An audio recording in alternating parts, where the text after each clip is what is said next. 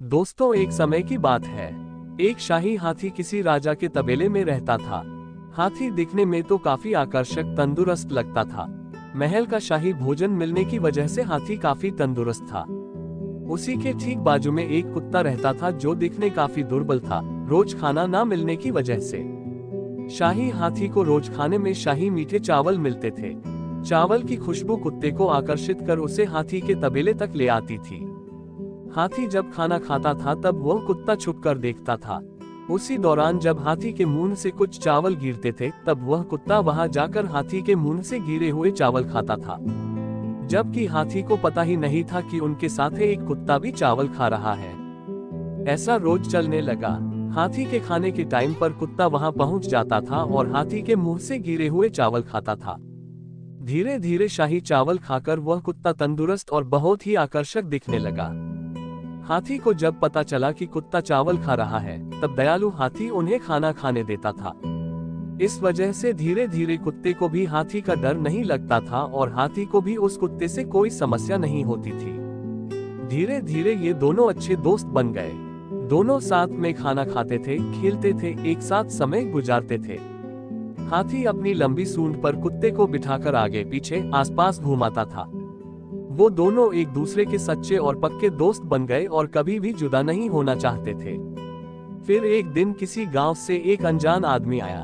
जब वो हाथी के तबेले से गुजर रहा था तब उसने उस प्यारे और आकर्षक कुत्ते को हाथी के साथ खेलते हुए देखा। उसको वो कुत्ता बहुत पसंद आ गया। उसने उस कुत्ते को महावत से खरीद लिया, हालांकि वह कुत्ता उस महावत का था भी नहीं। वह अनजान आदमी उस कुत्ते को खरीद कर अपने गाँव ले गया।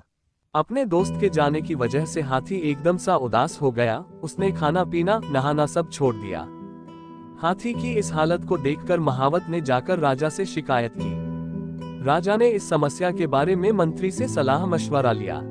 समझदार मंत्री को लगा कि जानवरों का भी इंसान जैसा है, उनमें भी इंसान की तरह भावनाएं होती है। मंत्री हाथी के तबेले में गए। वहां जाकर देखा कि हाथी काफी उदास था। उन्हें भी लगा कि ये हाथी तो हमेशा खुश रहने वाला प्राणी था, फिर क्या हुआ। उन्होंने वहां चौकीदारों से पूछा तो उन लोगों ने कहा कि हाथी की एक कुत्ते के साथ बहुत ही अच्छी दोस्ती हो गई थी। वो दोनों हमेशा साथ में रहते थे, साथ में खाना खाते, खेलते, टहलते। हाथी को अपने प्यारे दोस्त के चले जाने से बहुत ही दुख हुआ है। उनके दोस्त को कोई गांव वाला अपने घर लेके गया है।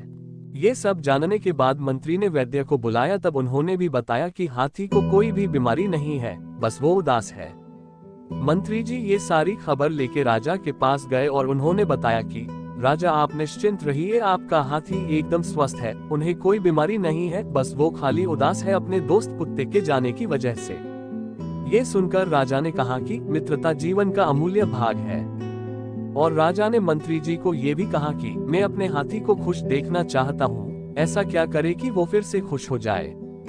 मंत्री जी ने कहा कि हम हमारे राज्य में एक ऐसी जाहिर खबर कर दे कि जिस किसी ने भी हाथी के तबेले में से कुत्ता लिया है वो वापस कर जाए, अन्यथा उसे उनका दंड भरना पड़ेगा। दूसरे ही दिन वो अनजान आदमी जो कुत्ता ले गया था वापस उसे उस हाथी के तबेले में छोड़ गया। हाथी को देख कुत्ता बड़ी तेज रफ्तार से हाथी की ओर दौड़ा और हाथी भी अपने दोस्त की तरफ दौड़ा। हाथी की आंखों में अपने दोस्त के मिलने की खुशी साफ साफ दिखाई दे रही थी।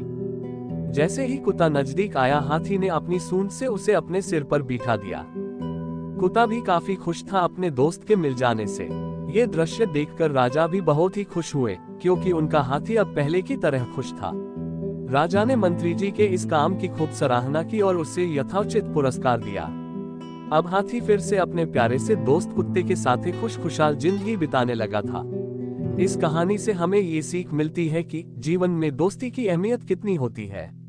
नेचुरल एनिमीज होने के बावजूद भी जानवरों में भी दोस्ती होती है। दोस्ती में रूप, रंग, ऊंच नीच कुछ नहीं होता।